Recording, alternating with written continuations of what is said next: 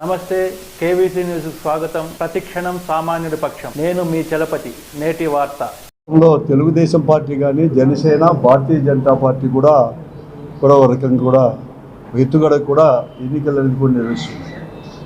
ముఖ్యంగా భారతీయ జనతా పార్టీతో పొత్తు పెట్టుకుని తర్వాత ఎన్నికల కమిషన్ అందరూ కూడా గుప్పట్లో కూడా తీసుకొని ముఖ్యంగా ఈ రాష్ట్రంలో ఎన్నికల కమిషనే ఒక ఎన్డీఏ వారికి మాత్రమే కమిషన్గా కూడా ఈరోజు ఎన్నికలు కూడా నిర్వహించడం కూడా చాలా స్పష్టంగా కూడా మరీ ముఖ్యంగా ఇటీవల ఎన్నికలు నిర్వహించిన విధానం కానీ ఇవన్నీ కూడా బాగా కూడా అర్థమవుతా ఉంది.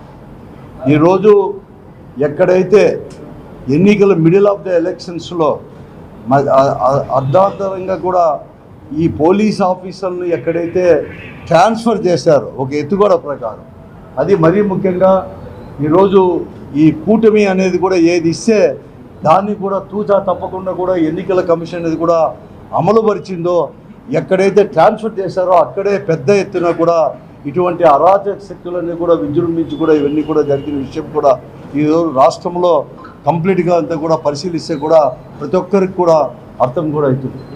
అలాగే దాంట్లో భాగంగానే ఇక్కడే కాదు పురోగమనంలో కూడా ఎన్నికల కమిషన్ ఇచ్చిందని చెప్పేసి అనావకం కూడా అనేకం కూడా సృష్టించారు కూడా ఈరోజు కూడా ఆ రోజు ఇచ్చిన దాన్ని కూడా ఎన్నికల కమిషన్ కూడా వారు ఏం చెప్తే అదే కూడా వినింది.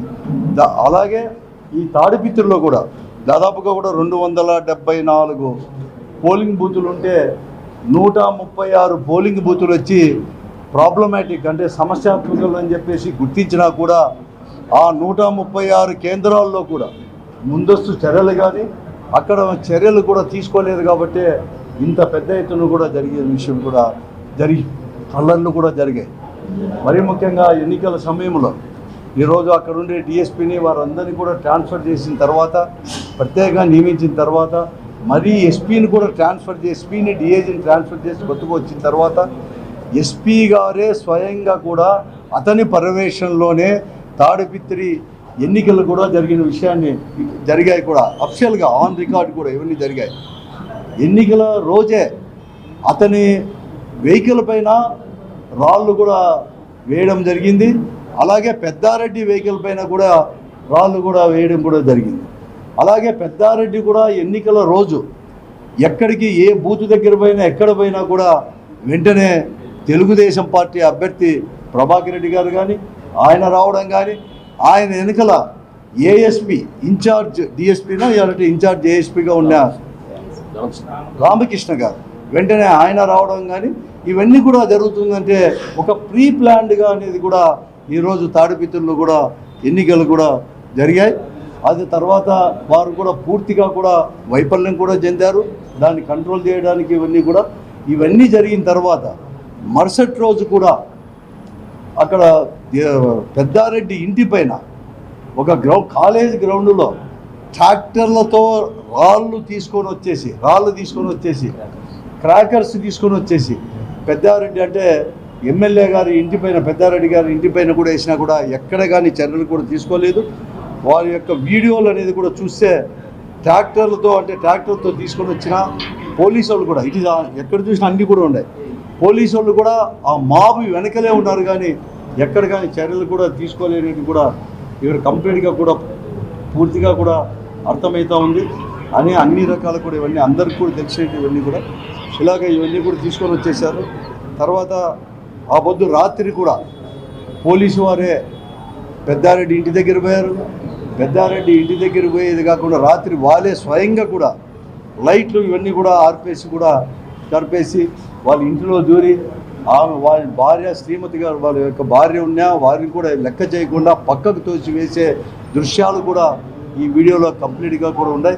అలాంటి మీకు కూడా పంపిస్తాను. అది కూడా దొబ్బేగా లైట్లు అనేది కూడా పైన ఉండే లైట్లన్నీ కూడా కొట్టి లాఠీలతో కొట్టి వారి తర్వాత చితకబాదారు. కాళ్ళతో బూట్లతో కూడా వారందరినీ కూడా కొట్టడం జరిగింది. చాలా విశిష్టత ఎక్కడ కానీ చూడలేదు. మేము కూడా చాలా ఎన్నికలు చూసాం కానీ జరిగినప్పుడు లా అండ్ ఆర్డర్ జరిగినప్పుడు గట్టిగా ఉండాలి కానీ పోలీసు వాళ్ళు అంత విశిష్టరహితంగా కూడా వాళ్ళని కొట్టడం. మరీ ముఖ్యంగా మరుసటి రోజు అరెస్ట్ చేసిన వారిని కూడా ఎక్కడ చూసినా పెట్టి కూడా చాలా కూడా ఈరోజు రెండు వైపులా చేసిన ఇద్దరిని కూడా రెండు వైపులా కూడా చాలా విచక్షణారహితంగా కూడా కొట్టడం కూడా జరిగింది. వీపులు గుడ్డలు విప్పి కూడా కొట్టడం కూడా జరిగింది. ఇవన్నీ కూడా దీనిపైన కూడా ఎంక్వైరీ చేయాల్సిన అవసరం కూడా ఉంది. నిన్నైతే ఎస్పీ గారిదే పూర్తి బాధ్యత కూడా. ఎస్పీ గారిని సస్పెండ్ చేసి ఎంక్వైరీ చేసినా ఇంకా కూడా ఏఎస్పీ రామకృష్ణ గారు కానీ అలాగే నిన్న ఎవరినైతే అరెస్ట్ చేశారో దాదాపుగా 100-120 మందిని ఉరవకొండలో కోర్టులో కూడా చూపించారు. వారందరినీ కూడా చితగా బాధారు కూడా కావాలంటే కూడా ఈరోజు కూడా వాళ్ళు సబ్ జైల్లో ఉండవచ్చు.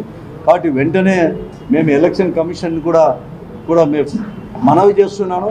ఇక్కడ జరిగినట్టు వారు కూడా ఒప్పుకున్నట్లు, ఎందుకంటే నిన్న వారు సస్పెండ్ చేసి వెంటనే దాన్ని ఎంక్వైరీ చేయడం అంటే వారు కూడా పూర్తిగా కూడా ఒప్పుకున్నట్లే. కాబట్టి దీనిపైన కూడా తర్వాత అరెస్ట్ చేసిన వారిని విశిష్టత కొట్టిన దాన్ని కూడా ఎంక్వైరీ చేసి వారిపైన తగు చర్యలు కూడా తీసుకోవాలని చెప్పేసి కూడా. ఇంతటితో నేటి వార్త సమాప్తం. మరిన్ని వార్తా విశేషాలతో మీ ముందుకు వస్తుంది KV's news. Until then signing off మీ కేవీ చలపతి.